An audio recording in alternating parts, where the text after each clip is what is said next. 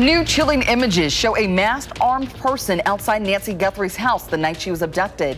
The new developments this morning in the case.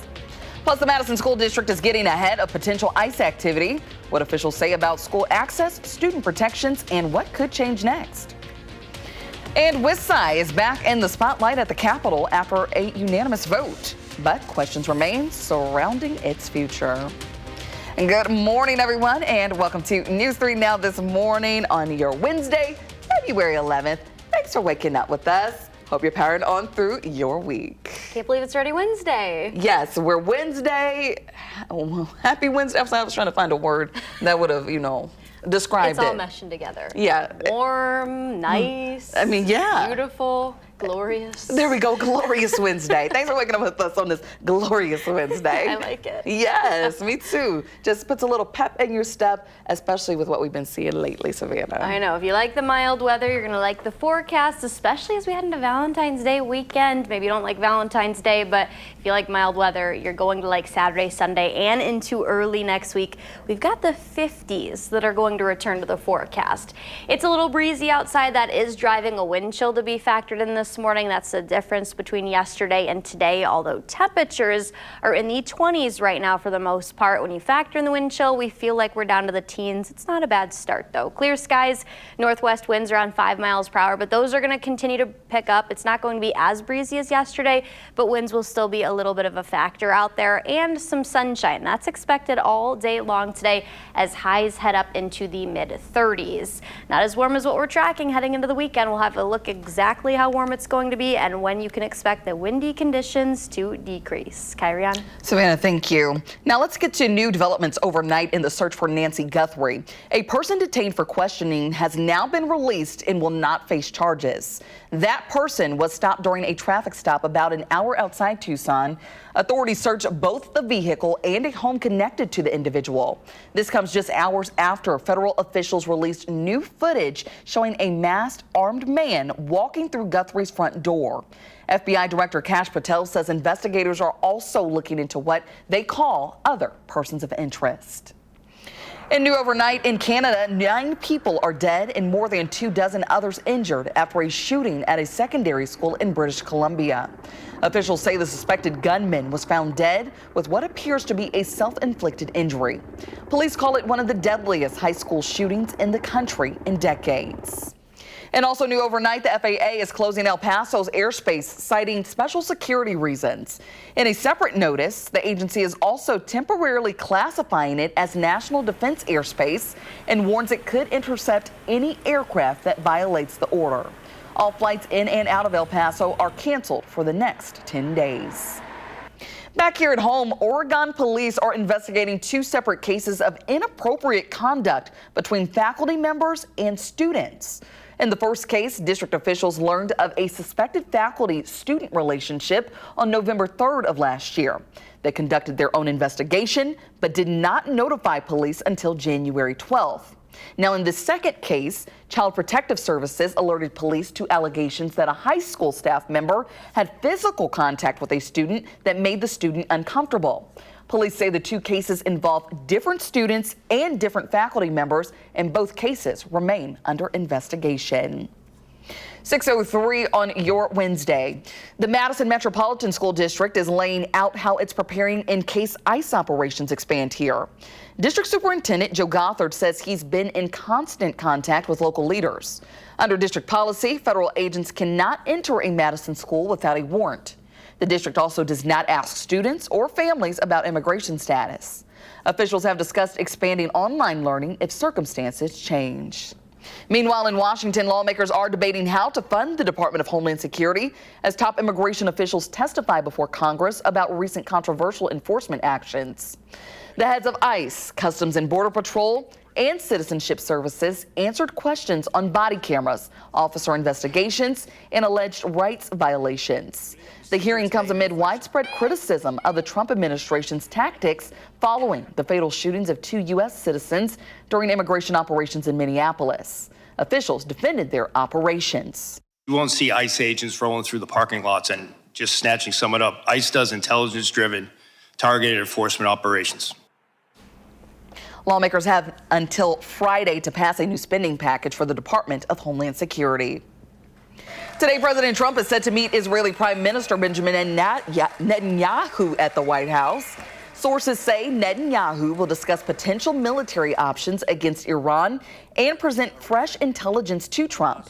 Israel remains skeptical of U.S.-Iran negotiations following a June conflict that halted ongoing talks. The 12-day clash ended after Trump pushed Netanyahu to call off additional attacks. Now to some more local news this morning. Madison police say they are searching for a suspect who stabbed their roommate last week. The incident happened at a home near the airport. Police say the suspect owed the victim money and became upset when the victim asked about payment. The suspect left before police arrived, but officers did find a knife at the scene. The victim's injuries are not life-threatening. Police ask anyone with information to contact Crime Stoppers. Now to state capitol news, Wisconsin's tribal nations are pushing lawmakers to pass an online sports betting bill. During a gathering, a keynote speaker said the state is losing money because people are already betting illegally. In the fall, lawmakers introduced a bill that would allow tribal casinos to offer online sports betting if operated from their physical locations. However, state constitution prohibits most gambling, so state tribes operate most services. Gaming revenue helps ensure that mothers and babies have access to health care and healthy food, that our elders can receive care, that families have housing, that our roads are plowed, and that law enforcement and fire departments are able to serve us. The bill moved quickly through the legislature last fall, but was pulled from the calendar in November. Assembly Republicans say discussions are ongoing and leaders hope to bring it to a floor vote soon. Opponents worry it could increase gambling addiction. The state assembly has unanimously passed a bill to fund Wisconsin Eye, the state's version of C-SPAN. The network went dark in December due to funding shortfalls. The bill would create a $10 million endowment with the interest going to the network. But the legislation faces an uncertain future in the Senate, and Republicans have proposed a competing plan. Dane County Sheriff Calvin Barrett says he's running for re-election this year. Governor Tony Evers appointed Barrett in 2021 after then Sheriff David Mahoney retired. Barrett won a full term in 2022, becoming the first African-American to hold the position. Since he took office, Dane County has seen year-over-year declines in both violent and property crimes. But as of 2024, larceny theft rates in the county remain well above the state average. In a sit-down with News 3 Now, Barrett outlined his plan to build trust between law enforcement and the community. It starts with communication, cooperation, and collaboration with our community members here. We need to be transparent and open and have great lines of communication, no matter what the circumstance is. By establishing the relationships when there isn't a time of crisis, that helps when the crisis does come. If reelected, Baird says he'll tackle staffing by hiring 50 more deputies and pushing to improve rehabilitation programs and facilities. A primary election is set for August 11th. The general election will be held November 3rd. 6:08. Right now, you can highlight your favorite restaurants, bars, personalities, businesses, and services. Nominations are open for Madison Magazine's Best of Madison. Celebrate the city's top businesses at the annual luncheon on February 27th at the Concourse Hotel. All of those details and tickets are available on the Madison Magazine website. Today, a new dental clinic opens its doors in Reedsburg. The clinic is a partnership between Scenic Bluffs Community Health Centers and Reedsburg Area Medical Center. It's designed to expand access to affordable, high-quality dental care for Reedsburg and surrounding communities. You're invited to the grand opening at 5 p.m. It's at Scenic Bluffs Community Health Centers in Reedsburg. And if you're getting out and about today or headed out the door this morning, I don't think there's not too much to complain about, really, Savannah. No, I mean, temperatures are like 10 degrees above average. We should be around 13, and we're pushing like 24 in Madison. So okay, it's definitely not a bad start, and temperatures only going to rise from where we sit now, not only today, but the next several days, too. Highs are expected to be in the 30s and 40s the rest of the week. Friday, we're back into the 40s, and then even warmer temperatures headed into Valentine's Day weekend. We do have some light precipitation chances on Thursday before we start to see an even warmer pattern as early as Saturday. So any precipitation, I think, confined to far southwestern Wisconsin, and really as that system moves out of Iowa, it's expected to be breaking up as it travels further northeast. We'll time it out showing future track coming up. Coming up, we're live in Monroe at Family Promise of Greene County. How SSM Health is helping them support even more families in the 608. You're watching News 3 Now this morning. Moving forward. Welcome back. A hospital in the 608 is helping another community organization support families in need.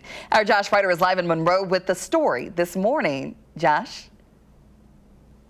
Hey, Kyron, good morning to you. We're live at Family Promise of Greene County, learning about their mission and a unique community partnership here in really moving the Monroe area forward. I've got two folks joining us in the 608, Wendy Curry of Family Promise and also Rachel Meyer of SSM Health. Wendy, I want to start with you. What is Family Promise of Greene County all about? Family Promise of Greene County is an affiliate that's part of a nonprofit that's nationwide. Our focus is families that may have housing insecurities. We want to make sure that when a person or a family is coming to that situation, was there a way that we could have helped to prevent it from happening? And if that wasn't possible, let's give them the shelter that they need. At that point in time, we provide all the services and lead-ins. We help them coordinate jobs, child care, make sure that they're receiving the services in the county that are available, and making sure that they have a safe and warm place and that their children can thrive. And that's this place right here. You guys moved in here late October. So what has it been like so far in your mission here in Monroe? Well, the one thing I can say, I absolutely love that we have no wait list. We are a program that has a house big enough that we can make at least 9 families comfortable here. The community has been amazingly supporting us, the capital campaign. We could not be here with what if it hadn't been for what Greene County and the Monroe area did for us. And it's really about community, and that's where SSM Health really came in. Rachel Meyer with the hospital here in Monroe, and you guys recently donated $40,000 towards this mission. And what was that reasoning all about for you? Yeah, I think for SSM, it's really important to us that we're supporting our patients to the best of our ability. When we're screening patients, we're noticing that housing insecurity causes a lot of physical and mental distress. So we see chronic disease and high stress. And so we want to make sure that we're addressing those needs. And a great way to do that is providing resources and programming. So we partner with great organizations like Family Promise, and we've had a long-standing relationship with them. And so we've been working in the relationship, or with our relationship with them in the community. And so we want to continue to do that. And it's very important to us that we continue that partnership. You know, it's that positive energy in a community that makes something happen. And it seems like you have everything going for you right here. I think we are right now in a direction that's only going to go forward. We are definitely going to be reaching out to look at some other grant opportunities to sustain what we have. That is the next important part, is that we sustain what we have built in this community for the people of the community who will be needing it and using it. So if folks are watching this morning and they want to support you, what are some ways that they can help?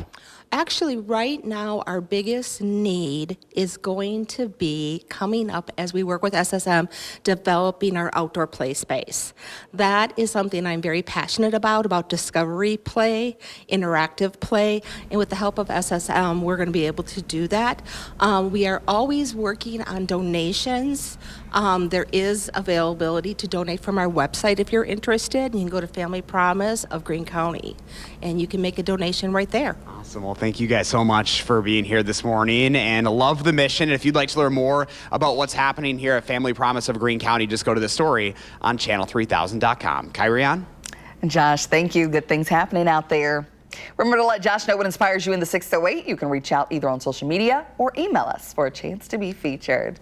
Checking in now with Savannah. She got to look at your current temps this morning. Not too bad. Yeah, not bad at all. We're in the mid-20s here across Dane County, 24 in Madison, 24 in Stoughton, 25 in Oregon, and 26 in Cross Plains. A lot of southern Wisconsin waking up with similar temperatures, lower to mid-20s. That was expected. But when you factor in the wind chill, it is a little cooler because it's still breezy outside this morning. We're at 18 miles per hour in Madison, 14 degrees in Janesville when you factor in that wind chill, and 15 in Wisconsin Dells. It'll remain breezy all day long. Peak winds right now are about 15 to 25 miles per hour, and then temperatures will actually get into the lower to mid 30s again. I think a little bit cooler. We'll have a little bit of a temperature gradient north of Madison up towards Camp Douglas and Fond du Lac, but then southwestern Wisconsin probably going to see the warmest temperatures. I think areas like Platteville and Prairie du Chien later potentially getting up to near 40 or even in the lower 40s. But for us, again, about 36 or so. We will see a few clouds move in later this afternoon. I do expect a lot of sunshine, though. That's for most of us. Then once we get to after about midnight into early Thursday morning, that's when clouds are going to thicken up. And then that chance of a light wintry mix mainly going to move out of Iowa and break up as it does enter southern Wisconsin and northern Illinois to the northeast. That was expected. I think a few areas could see some light snowflakes or mixed drizzle, but really staying dry. And then clouds are going to decrease the rest of Thursday and then into Friday. We're going to start Valentine's Day off pretty sunny, but then clouds are going to increase the rest of the day on Saturday into Sunday. That's also when we're going to see winds come up a little bit. Today still breezy, winds gusting up to about 20 to 25 miles per hour, and then we finally see that break in windy conditions Thursday, Friday, and Saturday before those winds set to increase again Sunday, Monday, and Tuesday, especially early to midweek next week. That's when we look to turn a little bit more active that Wednesday time frame next week. We are expecting dry weather with little to no precipitation going forward through then at least. Highs are set to reach the lower 50s this weekend, and that lasting into early next week. So pretty decent looking Valentine's Day weekend, Kyrian. Yeah, weekend of love looking lovely. Absolutely, I like that. Well, still ahead, a couple in North Carolina proves love can be sweet. We'll tell you about the unusual place they got married. And artificial intelligence backfires in a Kenosha courtroom. Coming up in our next half hour, the legal fallout and how it's impacting the prosecutors' ongoing cases. And before we head to break, let's take a look at your gas prices this morning. Time now 6:19. We'll be right back.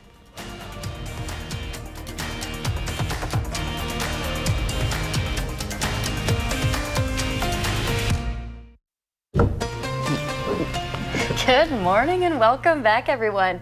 Shout out to Diana for sending in this gorgeous photo of the sunrise. The clouds look super wispy. Yes. You can see the silos. The only thing I don't like is that the trees are bare, but obviously no one can do anything about that this time of year.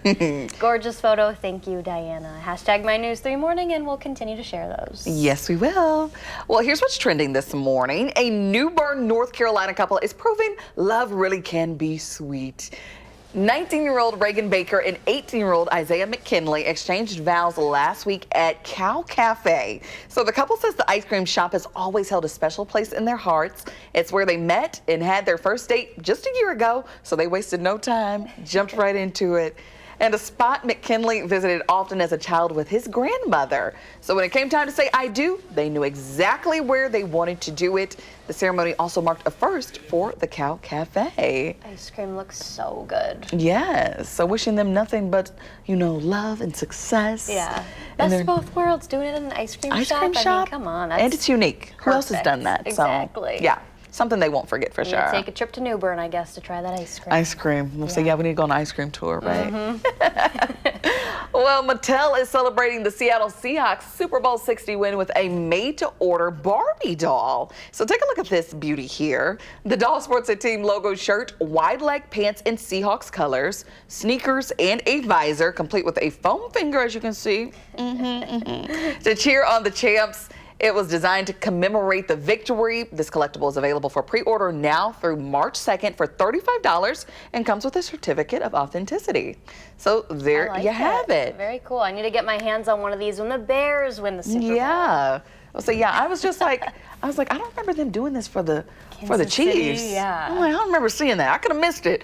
I don't remember that one. So I like the outfits. Cool. yeah, I guess it's been a while, you know, since the Seahawks have won something. Yeah. They're doing their big celebration today, so Right. it's right on time. Very cool. Right on time. I guess we'll continue to see what happens. Yes, we will. But it's kind of like, I don't like that we don't have football to watch now. No I'm just like, football. what am I going to do? It's basketball season, girl. Yeah, I know. I used to be a really big NBA fan, and now it's just like, I like football more, but Okay. I can still appreciate the Bulls. Okay, that's fine. That's fine. Yeah, I gotta can get feel back that. into that. Yes. Yeah. Hoop dreams. I know. Well, we're forecasting pretty warm temperatures the next couple of days, especially heading into Valentine's Day weekend. We'll have a look at exactly how warm those temps are going to be. There you go. All right, well, let's take a look at people's commutes this morning. As you're headed out the door, it looks like northbound Janesville to the Beltline, taking about 23 minutes with some average speeds of 77 miles per hour. Better slow down out there. And then eastbound Sauk City to Middleton, taking about 15 minutes. Southbound Sun Prairie to downtown, just about 9 minutes with average speeds of 39 miles per hour. So not too bad for your morning commute. But still ahead, new data shows construction cost and interest rates create barriers for new Madison home buyers. We'll break down the numbers and what they mean for your family.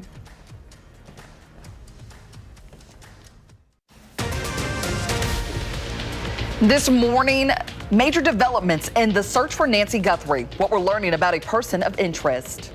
And new overnight flights grounded over El Paso. What the FAA says it's for. And a district attorney in Wisconsin under fire. What prompted a judge to sanction them. I felt like a spoiled celebrity.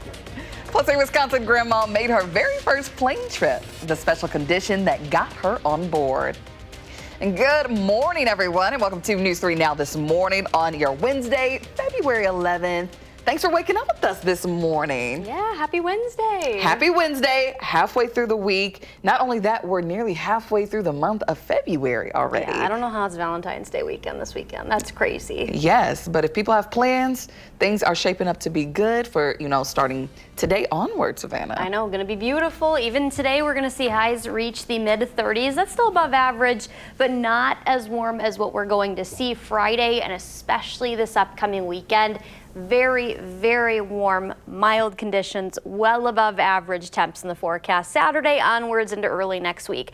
We do have some light precipitation chances, though, on Thursday. Tomorrow morning and afternoon across far southwestern Wisconsin. I really think those areas will be the only places that see a little bit of drizzle that pops up on future track, but most of us are going to stay dry tomorrow. Sunny today with a high of 36. It'll still be a little breezy, though.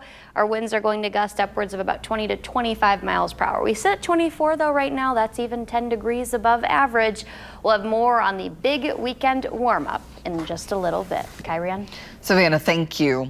We begin this morning with new overnight developments in the search for Nancy Guthrie. Federal and local authorities detained a person of interest after searching a home in Arizona, but that person was released early this morning. Investigators served a search warrant at a house in Rio Rico, Arizona, near the U.S.-Mexico border. Officers detained a man during a traffic stop in connection with the case. They just told me, stop moving. Like, what's your name? Carlos. And that's it. They put me in the cop car. I hope they get the suspect, because I'm not it. They better do their job and find the suspect that did it so they can clear my name.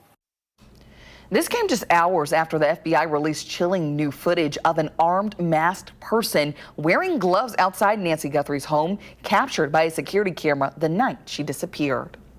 Also new overnight, the FAA is closing the airspace around El Paso International Airport for 10 days for special security reasons.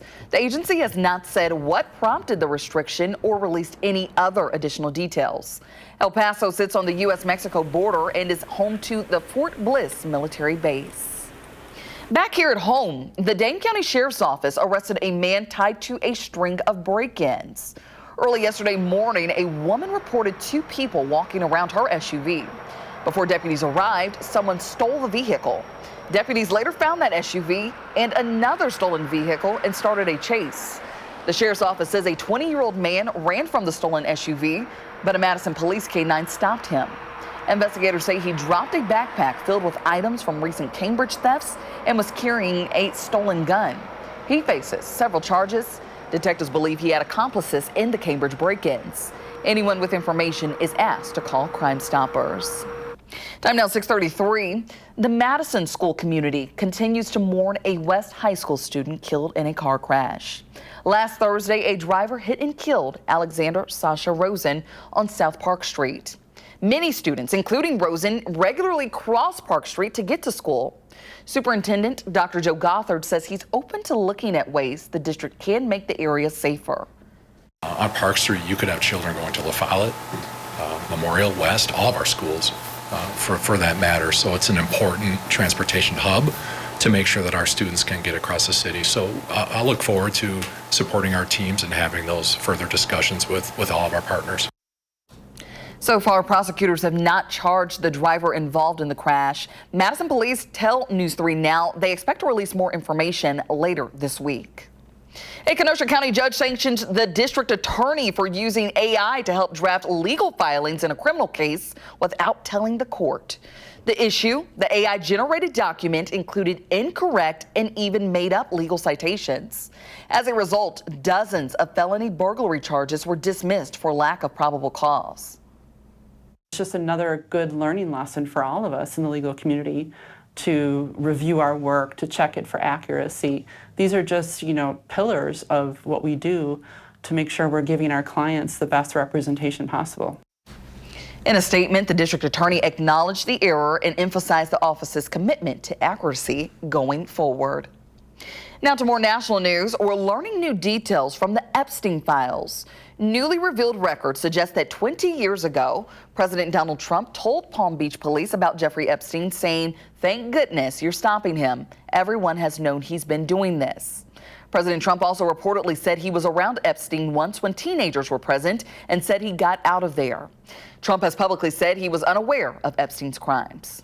What did Jeffrey Epstein mean in his emails when he said you knew about the girls? I know nothing about that. Who allegedly had business. Meanwhile, lawmakers are combing through unredacted files. Some are calling for Commerce Secretary Howard Lutnick to be held accountable after new disclosures of his contacts with Epstein. This morning, a grand jury is refusing to indict the Democratic lawmakers who posted a video telling service members to disobey illegal orders. The controversial video came out in November. Prosecutors argued it undermined the president's authority. The lawmakers are defending the video, saying it simply echoes the military's own rules. New this morning, 200 U.S. troops are set to be sent to Nigeria. A U.S. official confirming the news, saying those forces will help train Nigeria's military fight Islamic militants and will not be in combat. This force is expected to bolster the amount of troops already in Western Africa. Officials say the new soldiers will be assigned to various locations across the country. A pride flag at the Stonewall National Monument in New York City has been removed as part of a new directive. According to a Park Service memorandum, the agency prohibits non-agency flags and pennants that are not the U.S. flag or the Interior Department flag. Several elected leaders in New York were quick to criticize the move, with New York City Mayor Zohran Mamdani saying he was outraged. The city is often viewed as the birthplace of the modern LGBTQ rights movement in the U.S. 6:36. Right now, the Trump administration wants to supercharge the race to dominate AI. So they're fast-tracking permits for data centers. Those plans are now showing up in local elections. Some communities welcome the investment. Others worry data centers will drain local resources. Democratic delegate John McAuliffe says the issue helped him flip his state house seat last fall. I think it's an important industry. I'm not saying they should all get out and leave. But I am saying that if you're going to come into a community and you're going to take resources out of that community, then you have to be willing to give back to that community. Digital infrastructure is the backbone of the 21st century economy. Increasingly, it is an essential part of ensuring the United States' global economic competitiveness, and it's a national security imperative. This is all of our data. We want it stored here. AI data centers are a hot button issue here locally, too, with fights over projects in Janesville and Beaver Dam and in DeForest, where leaders rejected a proposal. In more local news, Madison's 2025 Housing Snapshot report shows high construction costs and rising interest rates are making it challenging for first-time home buyers. More than 60% of Madison home buyers earn above the median income, leaving many first-time buyers locked out. The report also found nearly half of Black households spend more than 30% of their income on housing. The Urban League is now working to help first-time buyers navigate those challenges. For my demographic, home ownership is hard to obtain. My father and mother were able to do so, and I just wanted to continue that legacy. We hope to level the playing field, and we do that by educating and being able to use our resources. Again, we couldn't do this without the collaboration and the partnership of local organizations, real estate professionals, mortgage lending professionals. The Urban League partners with organizations and financial experts across the city to host free homebuyer education and other financial literacy courses every month. Take a look at this. A Wisconsin grandma just checked off a big bucket list item, her very first plane trip. But she had one condition. She wanted her grandson, Alex, to be the one to take her above the clouds. After years of training, he finally made that happen. She boarded her first flight at La Crosse Regional Airport. It's very, very nice. I felt like a spoiled celebrity.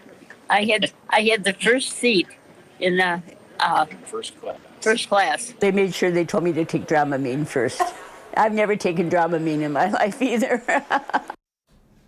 An hour and a half later, they touched down in Chicago.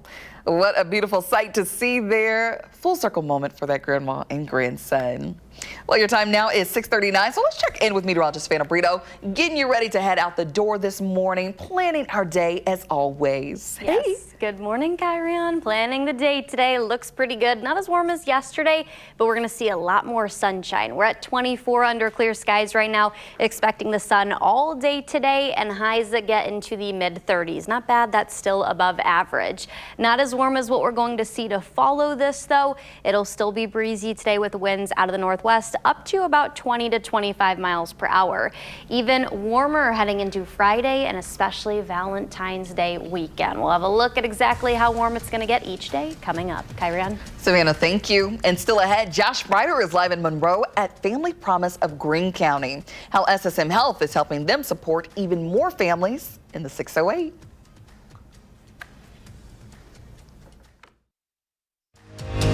You're watching News 3 Now this morning. Moving forward. We're back at 6:43. A hospital in the 608 is helping another community organization support families in need. Our Josh Ryder is live in Monroe with the story this morning. Hey there.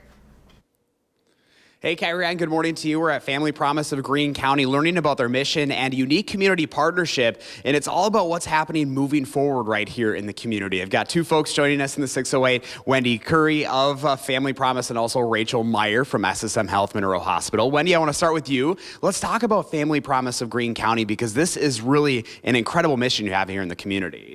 It is. One of the things we are driving for to support families who suffer from housing insecurities. Our first goal is always going to try to be prevention. At that point, we're going to take some sustainability and we're going to bring them here and we're going to shelter them, help direct them in the services that are available so they can take the next steps in their succession to succeed. So you're lucky enough to move into this space last fall, and how has it been so far in this space? Well, I love the fact that we have no waiting list right now. The space has made it possible for us to have multiple families in at one time. It also has been amazing impact to see what our community has given us as far as our capital campaign and also partnering with a lot of the resources in the community. SSM Health has been amazing with the grant that they gave us for $40,000 to help develop an amazing outdoor space for families. Yeah, $40,000. That's incredible, Rachel. And what was it that SSM Health wanted to step up for this cause? Yeah, I think it's really important to us that we're supporting our patients to the best of our ability. And when we're screening our patients, we've noticed high rates of chronic disease and high stress when we're finding housing instability. So we want to make sure that we're addressing those needs and getting our patients resources and programming. And one way to do that is by partnering with great organizations like Family Promise. They've been a long-standing partner, and we want to continue that relationship with them. Yeah, when you talk about community impact, it takes a village to make this happen, and it seems like you have everything kind of filling in the right pieces here. Actually, we do, and want to thank the community of Greene County and definitely the Monroe City area. We started our capital campaign in July, and we had a goal of $1 million, and we really are actually just shy of that. And those are the funds that now that we have been able to purchase this, our next step is to make sure that we can sustain everything and continue to provide services for all our families in need. So if people are watching and they want to help out, obviously there's got to be ways for people to do that. So how can they? Well, we do have a Facebook page, and you can get a lot of information, see a lot of things that we are connected with, and also just go to Family Promise of Greene County, and there's a place to make a donation, and feel free. Yeah, and you guys have a lot, of goals here in the near future. I know one of them is an outdoor space you're super excited about. Yes, I'm really big into having space for families to be able to socialize together, for children to be able to do discovery and interactive play. I think that's a great type of interaction for children to participate in, to help reduce stress and make them feel secure in their surroundings. And that's all we could ever ask for, lifting families up. Guys, thank you so much for being here today. We appreciate it. It's such a great partnership here in Monroe and the Greene County area. If you'd like to learn more about their mission, just go to the story up on channel3000.com. Kyrian? Amazing. Love to see great things happening. Josh, thank you. Remember to let Josh know what inspires you in the 608. You can either reach out on social media or email him for a chance to be featured.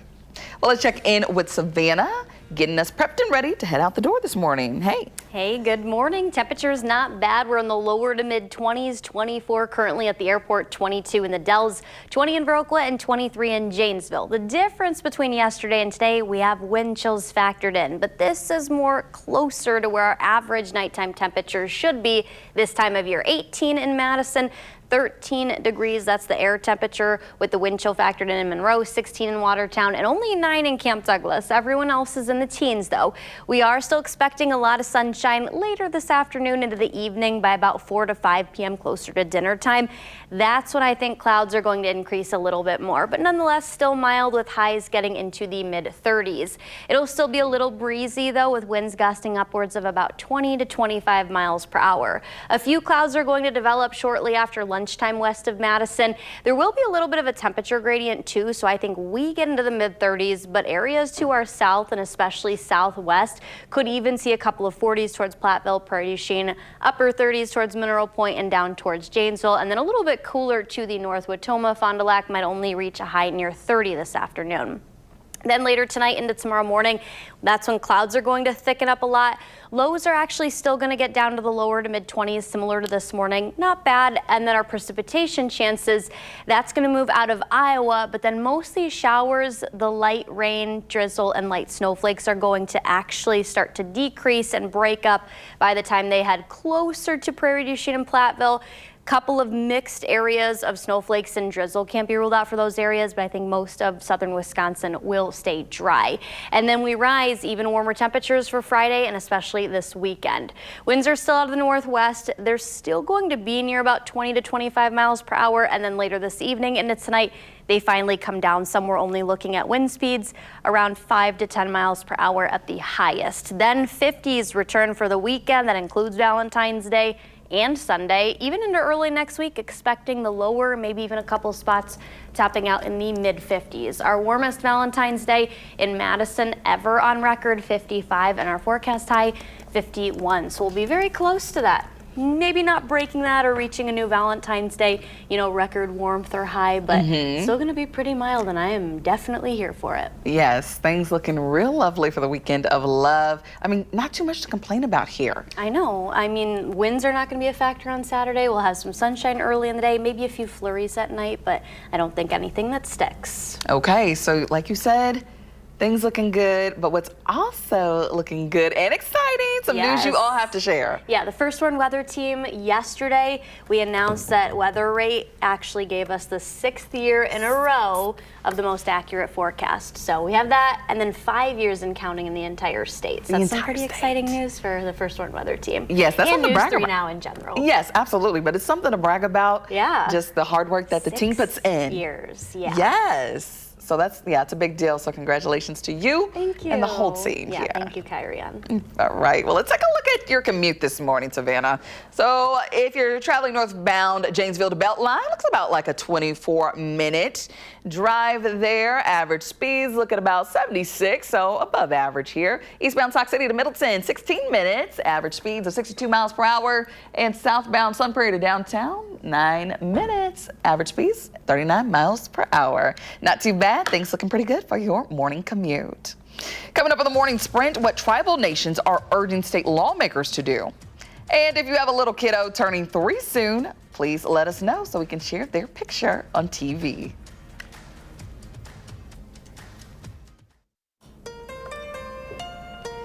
6:54, time for the morning sprint. The Pima County Sheriff's Department says a man detained as a person of interest in the disappearance of Nancy Guthrie has been released. Developments comes just hours after the FBI released images of a masked person seen outside Nancy's home the night she was abducted. She has now been missing for 11 days. The FAA says it will close the airspace around El Paso International Airport for 10 days, citing special security reasons. Officials have not released any details about what prompted the move. El Paso sits along the U.S.-Mexico border and is also home to Fort Bliss, one of the largest U.S. Army bases. Oregon police are investigating 2 school staff members over separate allegations of inappropriate relationships with students. In one case, the district learned of a possible relationship in November, but did not notify police until last month. In the other, Child Protective Services alerted police in February after a student reported an encounter with a staff member that made them uncomfortable. Authorities say the 2 cases are not connected, but both remain under investigation. The Dane County Sheriff's Office has arrested a man in connection to a string of break-ins in the area. The arrest came after the suspect stole a vehicle in Oregon yesterday morning. When police arrested him, they found a backpack with items belonging to recent theft victims in Cambridge and a stolen gun. Deputies believe he did not work alone and are urging anyone with information to contact Crime Stoppers. The state's tribal nations are urging lawmakers to pass an online sports betting bill. They say many Wisconsinites are illegally sports betting already, and the state is missing out on money. A bill that would allow tribal nations to run online sports betting from their casinos quickly moved through the legislature last fall. It was pulled from the vote in November. Well, temperatures right now are sitting in the lower to mid 20s. We'll head up into the 30s this afternoon. Lots of sunshine expected. Still going to be a little breezy. And then heading into Valentine's Day weekend, looking really good, mild. Temperatures are actually set to reach the lower and maybe even a couple of mid 50s. It's been a while since I've said that. I mean, we had like 1 or 2 warm days after that really cold stretch, or before that really cold stretch in January, but it's been a while, so this is much welcome. Yes, very much so. Looking forward to it. Me too. Savannah, thank you. Coming up next is CBS Mornings. Our next newscast is at 9 a.m. Have a great Wednesday.